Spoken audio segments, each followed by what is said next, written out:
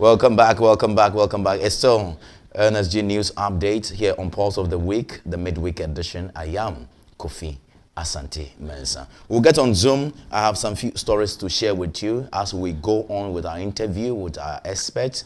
I'll be sharing more with you. Welcome. Let's go on Zoom now because we are firstly discussing something relating to security and civic protests and actions, because all the way in Tamale, some students took to the streets and demonstrated. They got clashed with the police, and it wasn't an interesting thing to behold. So we'll get on Zoom to welcome our guest. Our guest is Mr. Ibard Ibrahim, security expert. Mr. Ibard Ibrahim, good evening. Good to have you this evening, sir. Good evening. Always a pleasure to be with you, sir.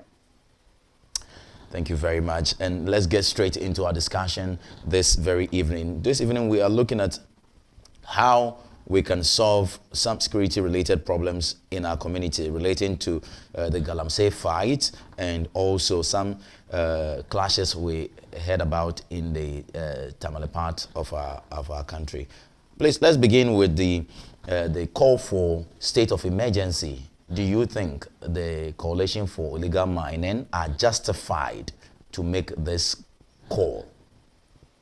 I think the closest we came to tackling the Galamsey menace was when Honorable Peter Amewu was Minister for Lands and Natural Resources.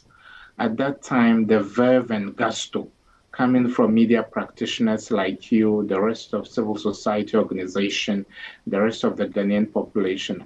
At some point, there was even talk that if Ghana didn't do something immediately about Galamsey, Ghana would have to be importing portable water from outside the country. That was how puffed up and mobilized the whole nation was in the time of Honorable Peter Amewu. And at some point, people were arguing he was the most popular and most effective minister at that time. Years down the line, we are back to square one, if not worse.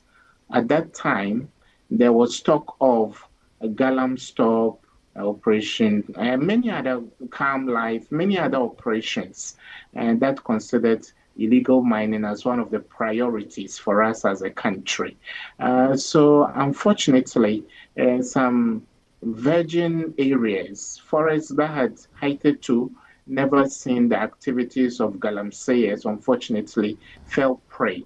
And during the second half of the former government, things went actually haywire. And I think the current government really benefited from the hue and cry and the accusation that the former government wasn't doing enough to tackle the menace. 8 months down the line, we are not singing a different chorus, so we are not singing from a different hymn book.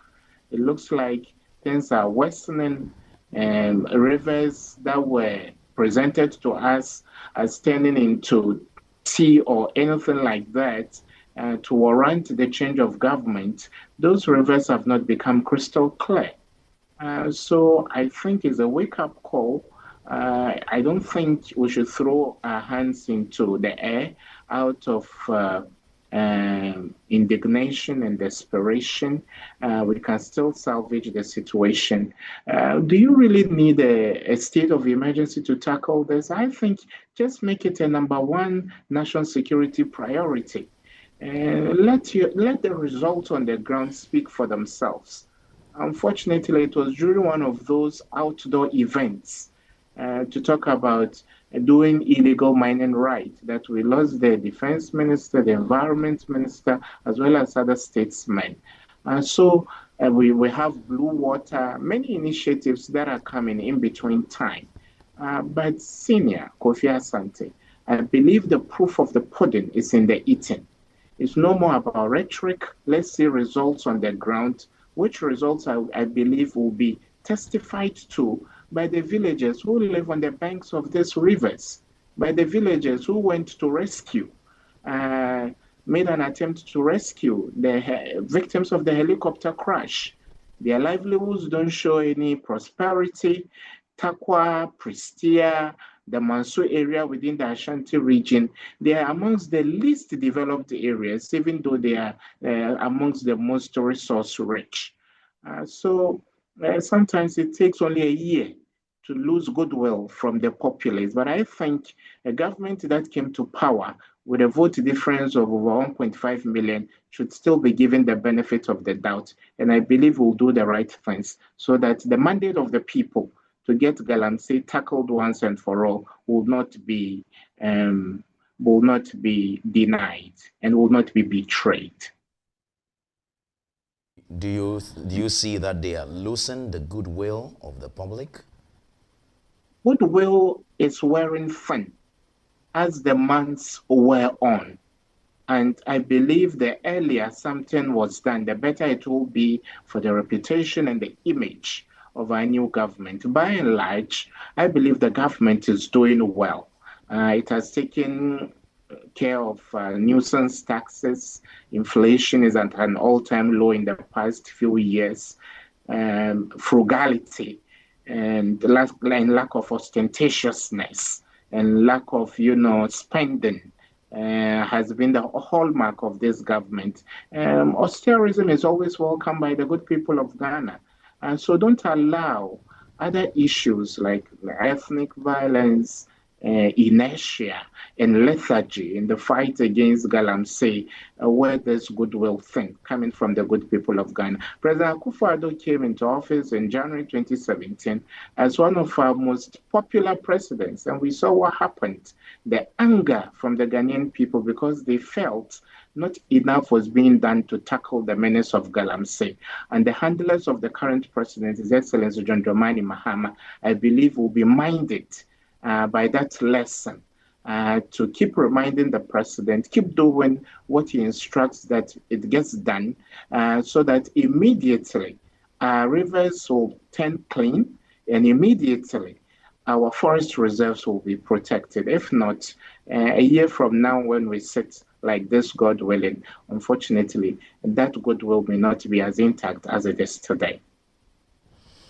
I just got this very indication from Imani Ghana. There's a survey in the report they made. I'm trying to open it to read portions of it, but they are really saying the goodwill for President John Dramani Mahama is eroding. Just a portion of it.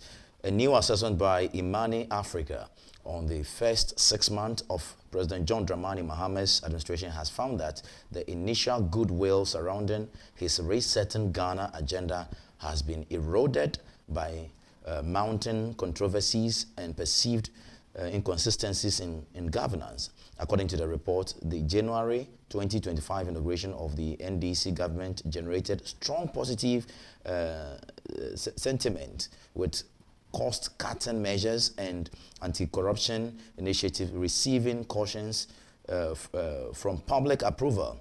And it says, however, by March, criticism dubbed Terminator 1 on social media began to dominate the conversation, driven by mass dismissals across public institutions. The think tank further observed that a private jet controversy and allegations of selective justice deepened public skepticisms.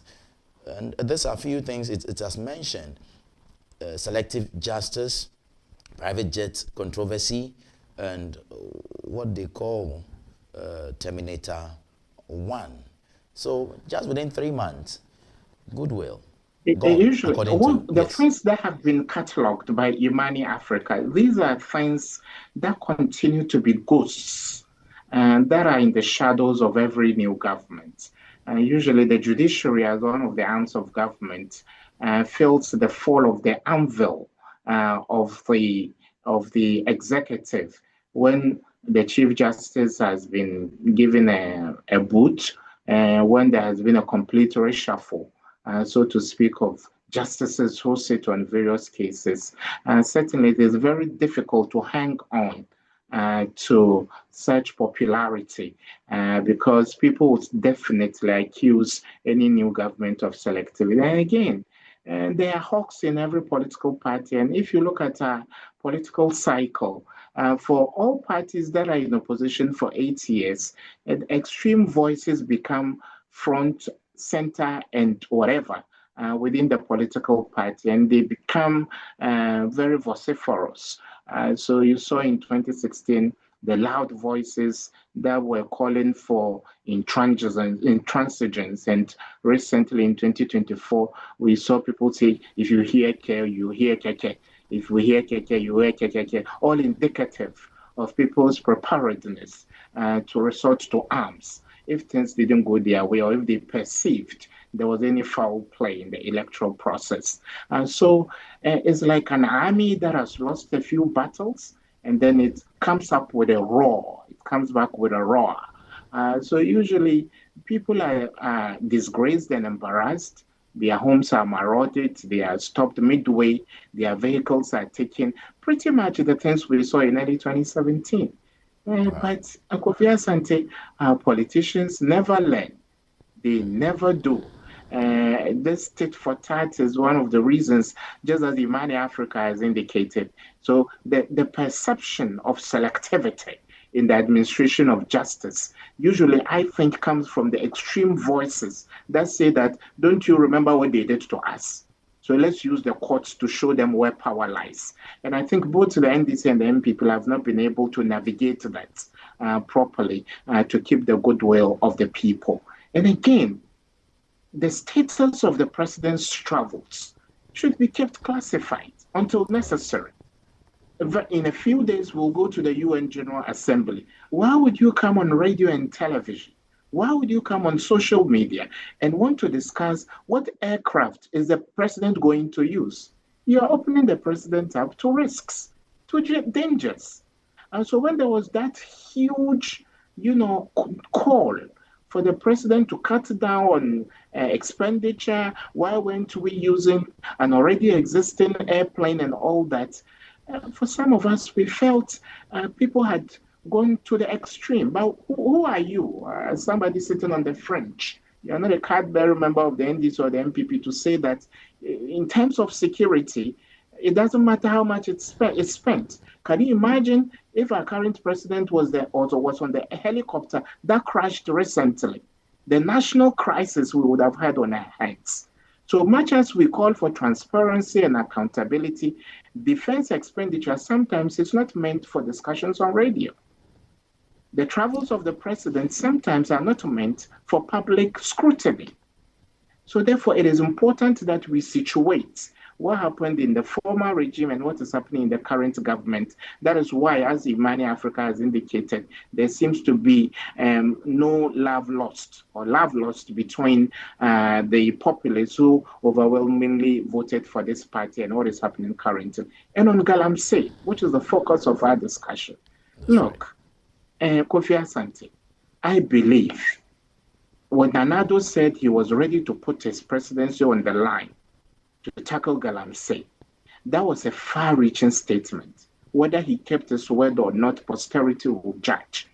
And I believe the goodwill His Excellency John Dramani Mahama is enjoying currently will largely depend on the economy, and will largely depend on how he faces the bull by the horns, and then, whatever, even if it has to be a cliffhanger for him to take such tough decisions, to make sure that our water bodies are clean and our forests are protected. That is the only thing that from the body language, Mr. Ibard Ibrahim, from the body language of the president during the media encounter and answering the question from Kojo Yangson, Joy News Kojo Yangson, and the Super Morning Show, do you see that this president, John Dramani Mahama, is really ready to combat this to the end of it and seeing this to the end of it? I want to give the president the benefit of the doubt. I'm an optimist, and whatever happens, I believe that the president is well-intentioned. The things that were said in the manifesto were not meant for the gallery, I want to believe. And therefore, Gafili Gadochi, it's like saying you can ride a horse. So people should give you the mandate. You've been given a horse and then there is a field. feel free and implement the promises, deliver on the goodies and the tangibles you promised the good people of Ghana. And I want to believe that sometimes those who sit at the top usually are given maybe wrong briefings. I just want to be charitable to say that His Excellency is not out there on River Pearl, is not out there in our forests. He's going to rely on his lieutenants who are supposed to be tackling these issues frontally. In some countries, some presidents may go out of their way to privately go and cross-check, but that is risky for your own personal security as commander-in-chief. So everything the president does or says about galamsey has to be choreographed. His move to any site has to be choreographed. Things have to be put right before he comes and all that. So it becomes very difficult to blame the president as an individual when things go wrong in the fight against galamsey. So I believe that at some point, whatever briefing national security gives, whatever briefing the Lands and Natural Resources Minister gives, whatever briefing the Minister for Environment, Science and whatever gives, I believe that there should be sincerity in the updates they give the president. And where the president deems it necessary, private citizens, private civilians may be contracted in private to be able to tell. For people who are farmers, certainly they have access to the forest and they can nose around and tell if people are complicit in the galamsey menace. For people who are fishermen along a long coast, they know when people are still using champagnes and other forms of implements on our river bodies. So I would say that His Excellency President Mahama is well-intentioned in the fight against galamsey, but I would say he shouldn't rely only on the formal, narrative, formal briefing that comes from his lieutenants. There should be other ways of cross-checking so that when somebody doesn't perform to the satisfaction of the president, what Ghanaians are waiting for, I believe right now, is that if the president sees that the fight against galamsey is failing, he should kick some butts. We should wake up one morning, a certain minister has been fired by the president. The president is so angry that it's been 8 months, it's been a year. I gave you the mandate to tackle this. My people, the good people of Ghana, are reporting something different to me. So I want to change you to bring in somebody else. So, it's like a father at home. When you have a delinquent son and you take some action, at least the family knows that you are doing something about it. But if you hear evil and see no evil, hear no evil and see no evil, and the good people of Ghana are seeing the devastation that is being caused to our water bodies and our forests, and I'm sorry, that will chip away at the goodwill that the president, His Excellency, is enjoying from the people currently. Director of Communication at the Presidency, Felix Kwache Ofosu, is up again with another, if you like, policy on anti-galamsey or illegal mining. Before I chip in that, since the inception of this new administration, John Dramani Mahama, on the fight against illegal mining, they tell us some 44 forest reserves were kind of no-go area. They have about 9 were no-go area. Yes, they have been able to retrieve all these 9 from the activities of illegal mining and people who criminally were mining at that place. They have initiated what they call the Blue Water Guards system. They have attempted to repeal that LI.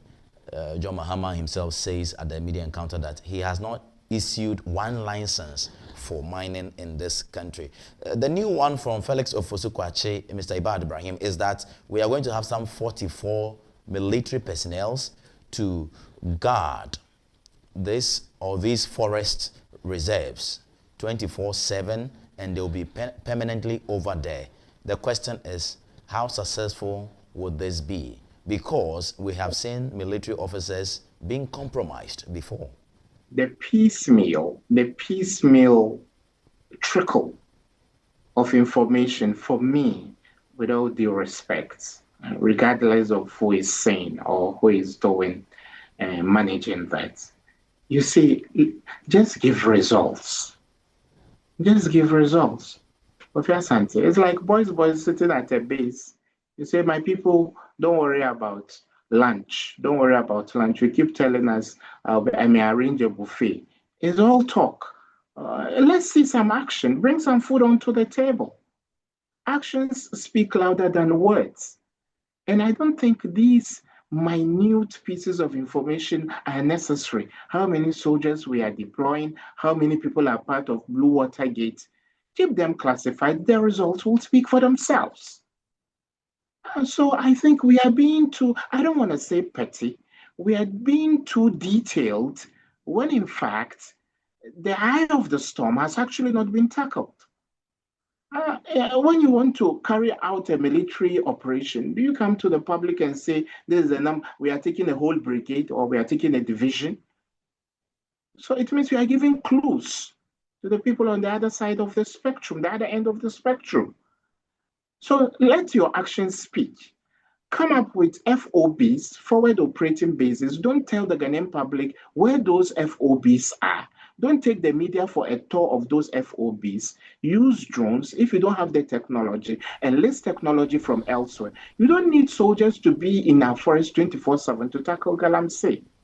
There is technology to do surveillance and reconnaissance. Do we have those technologies? If you don't have, you can go onto the international marketplace of international security. They are not preserves of one country. Countries are ready. That is why they are military expos. People want to exhibit what technology they have, what state-of-the-art technology they have. And drone technology has come of age. With a few drones, you can tackle a huge expanse of our forests and You just mentioned it right there, because I was just coming to ask about the drones. I mean, the previous administration, I think we procured some drones to do all of this monitoring on our water and river borders, and we never saw where the drones went. Kofi, the same thing. Don't keep giving us updates. Let the results speak for themselves. Sure. I think we are giving too many updates, with all due respect. We had too many updates in the time of the former government. We are getting saturated and inundated with updates from this current government as well. Let the results speak for themselves. How many soldiers you are taking into the forest, how many operatives you are embedding in the communities. You don't even have to tell people. You have plainclothes people who are serving at farmers, but they are intelligence people. Get people out there. And in 6 months, Kojo, if we are really sincere about the fight against galamsey, I think Ghana has the wherewithal. The president and his government currently have the goodwill from the people to get all the support they need to be able to tackle this menace once and for all. Now, I want you to watch this video, and I pose a question to you. Police are shooting students. Police are shooting students.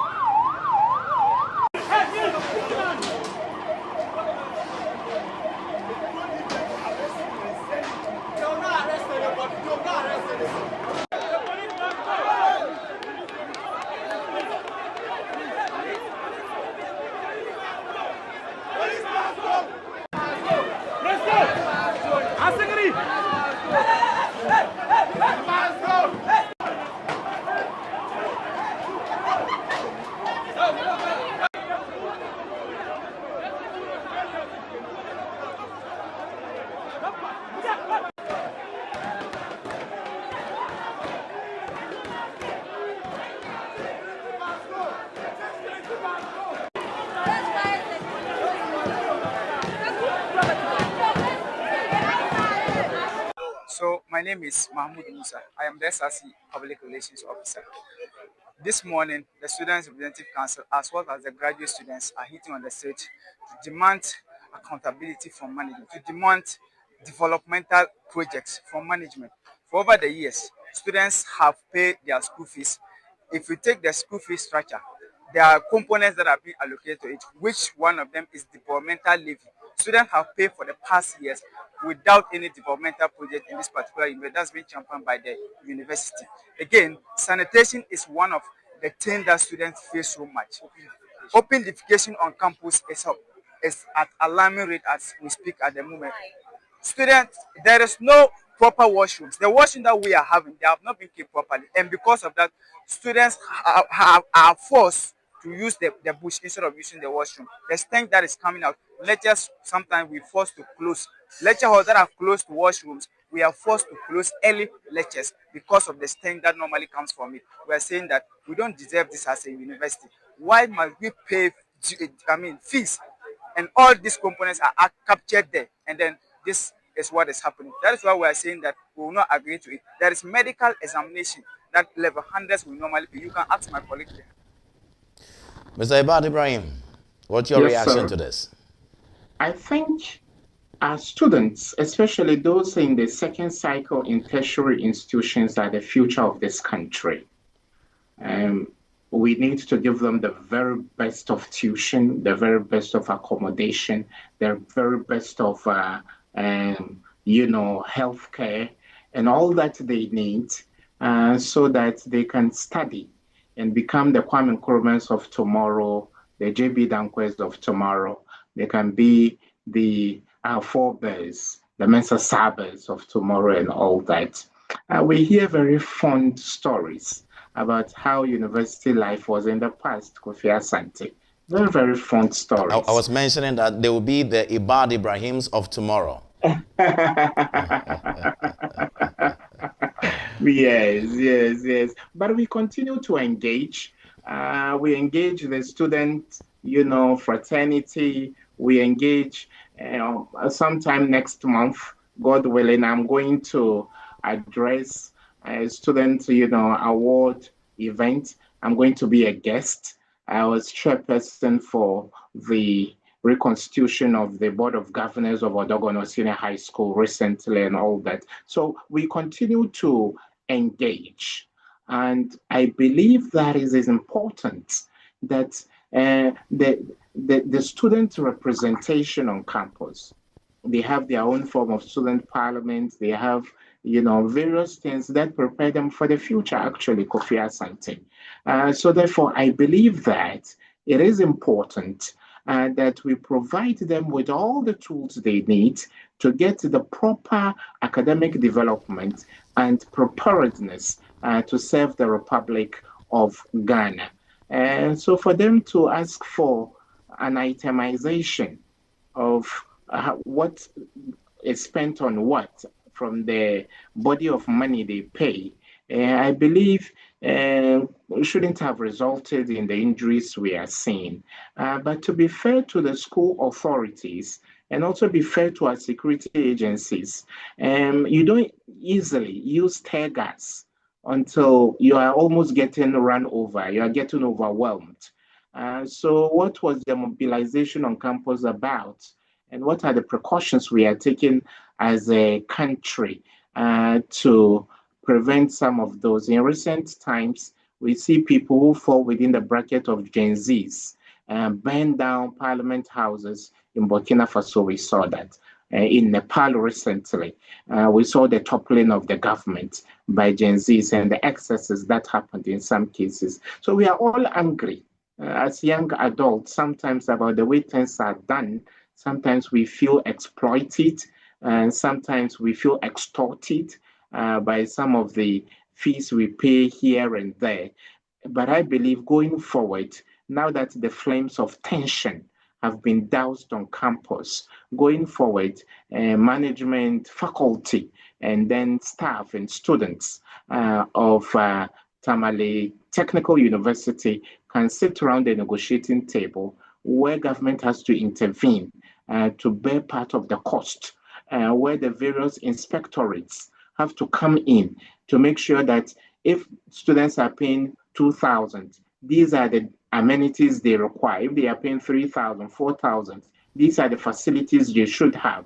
There should be inspection and monitoring to make sure that they are getting their money's worth. I think it's a holistic thing.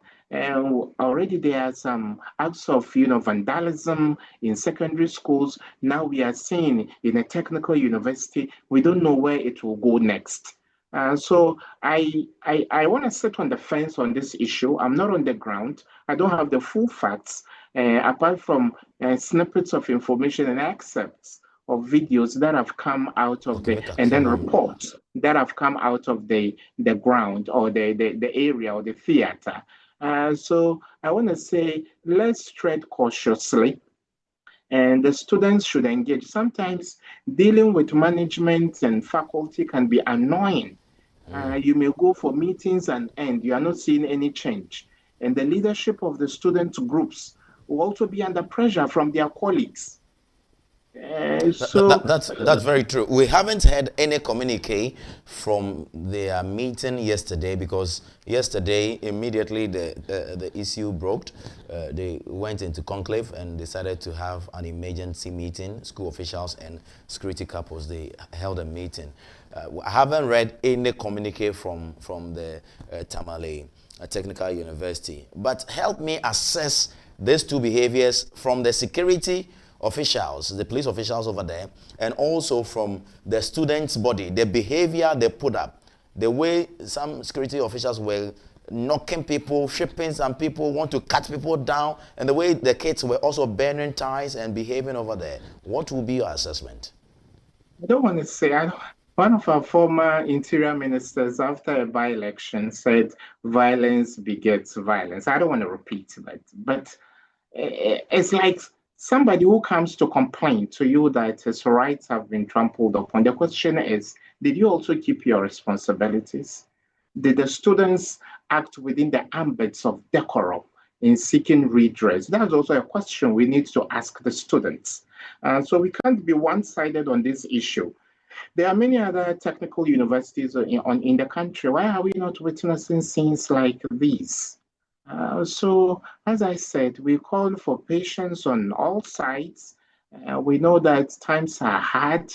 Guardians, custodians, guardians and parents go through a lot to pay these exorbitant fees. Hostel fees are skyrocketing. Sometimes the fees people pay to just live close to campus or on campus, those fees are unthinkable. Maybe this is a reflection of the larger disenchantment within the student body. But is this the right way to address it?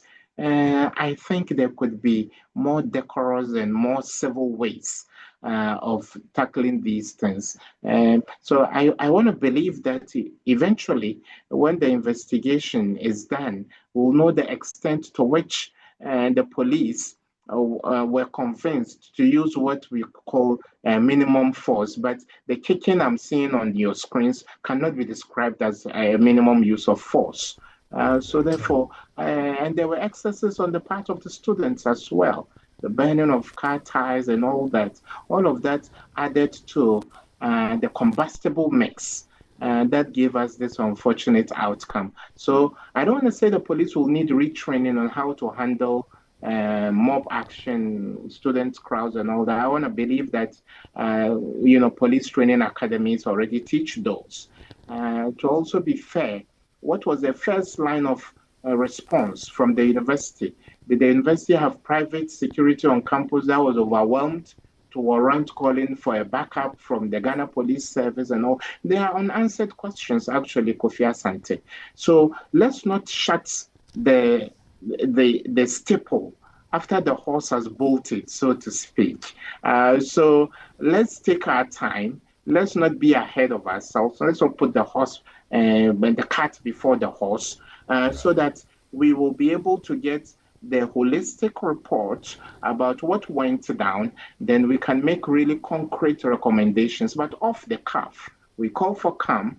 We call for the use of diplomacy. We call for negotiations where the school fees has to be returned to its former status to bring calm on campus. We call for that. And I believe that going forward, there should be very civil, peaceful, and diplomatic channels for students to register their displeasure with some of the policy decisions that are taken on campus, so that Tamale and Accra Technical University don't make it to the news for one of these bad reasons. A very big thank you to you. But we'll come back to you on Friday. Hopefully by then we might have some few investigative report from the school or from the police or from the investigation that will be conducted by officials. Then we can interrogate it much better. This evening we are grateful to you, Mr. Ibard Ibrahim, security expert. God bless you. You're most welcome as always, Senior. Thank you for having me.